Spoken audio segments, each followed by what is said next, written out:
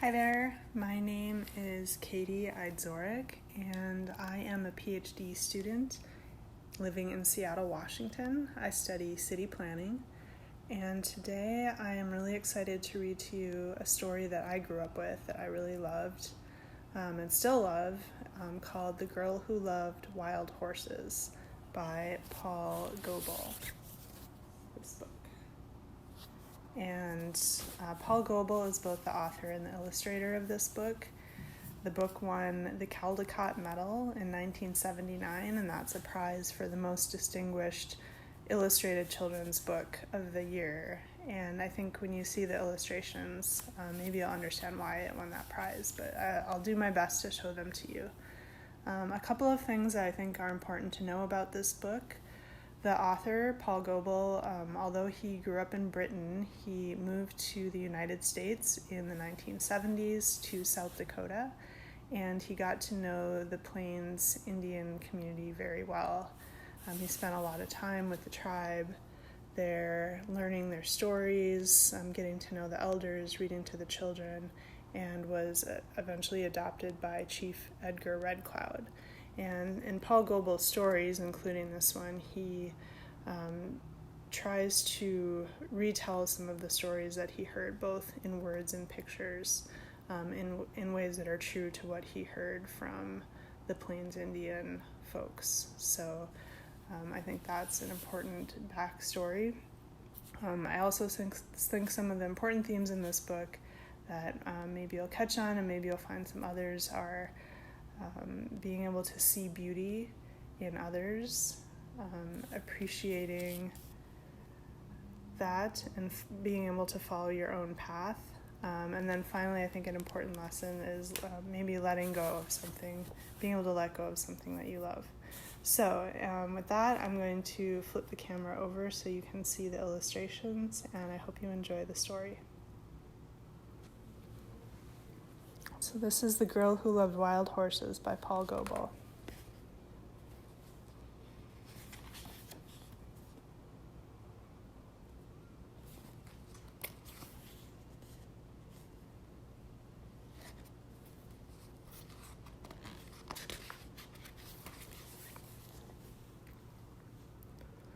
The people were always moving from place to place, following the herds of buffalo.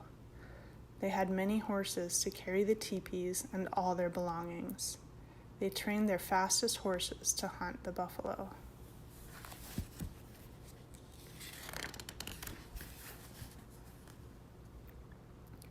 There was a girl in the village who loved horses. She would often get up at daybreak when the birds were singing about the rising sun. She led the horses to drink at the river. She spoke softly, and they followed. People noticed that she understood horses in a special way. She knew which grass they liked best and where to find them shelter from the winter blizzards. If a horse was hurt, she looked after it.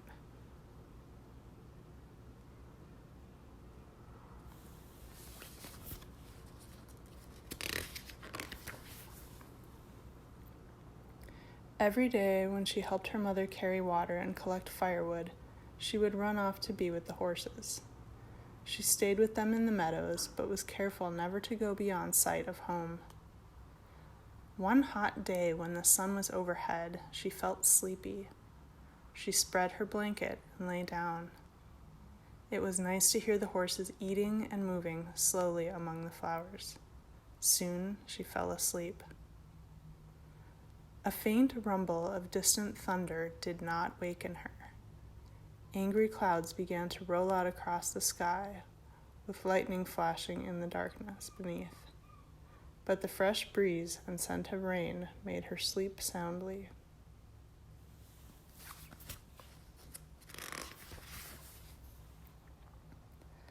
Suddenly there was a flash of lightning, a crash and rumbling which shook the earth.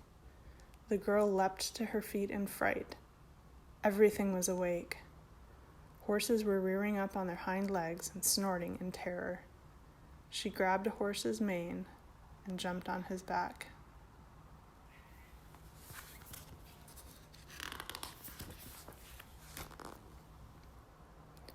In an instant the herd was galloping away like the wind. She called to the horses to stop, but her voice was lost in the thunder. Nothing could stop them. She hugged her horse's neck with her fingers twisted into his mane. She clung on, afraid of falling under the drumming hooves.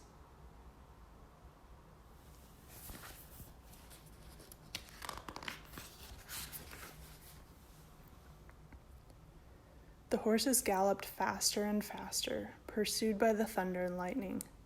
They swept like a brown flood across hills and through valleys. Fear drove them on, leaving their familiar grazing grounds far behind. At last, the storm disappeared over the horizon. The tired horses slowed and then stopped and rested. Stars came out, and the moon shone over the hills the girl had never seen before. She knew they were lost.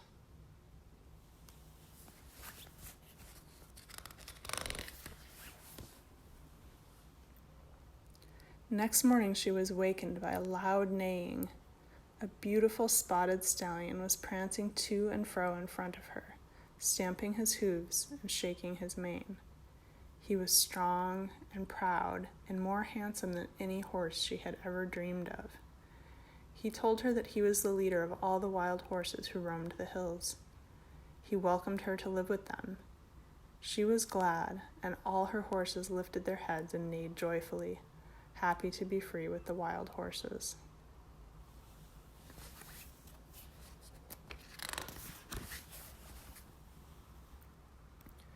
The people searched everywhere for the girl and the vanished horses. They were nowhere to be found. But a year later, 2 hunters rode into the hills where the wild horses lived. When they climbed a hill and looked over the top, they saw the wild horses led by the beautiful spotted stallion. Beside him rode the girl leading a colt. They called out to her. She waved back, but the stallion quickly drove her away with all his horses.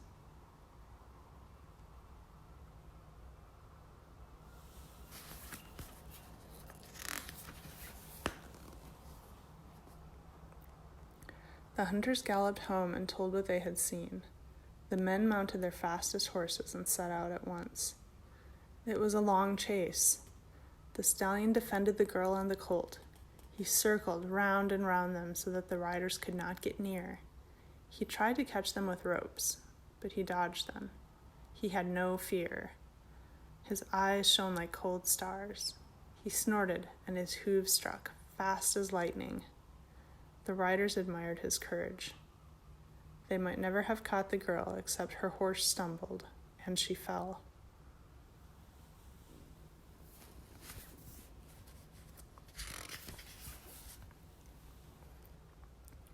She was glad to see her parents, and they thought she would be happy to be home again. But they soon saw she was sad and missed the colt and the wild horses. Each evening as the sun went down, people would hear the stallion neighing sadly from the hilltop above the village, calling for her to come back. The days passed. Her parents knew the girl was lonely. She became ill, and the doctors could do nothing to help her. They asked what would make her well again. "I love to run with the wild horses," she answered. "They are my relatives. If you let me go back to them, I shall be happy forevermore."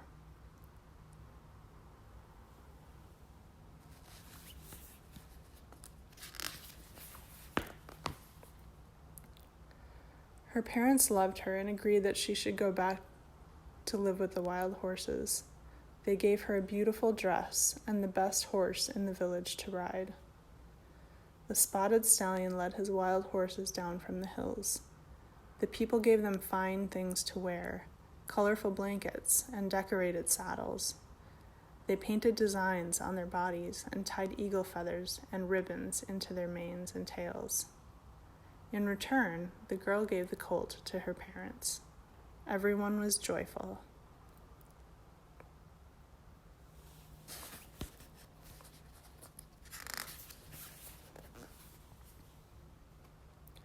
Once again, the girl rode beside the spotted stallion. They were proud and happy together. But she did not forget her people. Each year she would come back, and she always brought her parents a colt.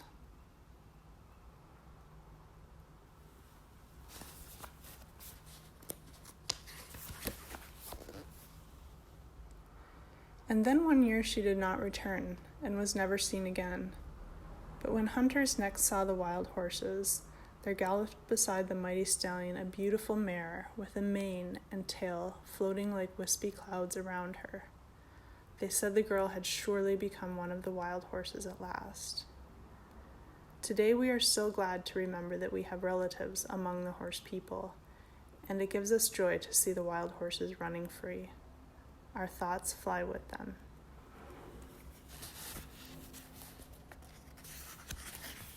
And that is the end of the story, but there are 2 poems at the end of the book that I will also read. The first is a Navajo's song about his horse. My horse has a hoof like striped agate. His fetlock is like a fine eagle plume. His legs are quick lightning. My horse's body is like an eagle-plumed arrow. My horse has a tail like a trailing black cloud. His mane is made of short rainbows.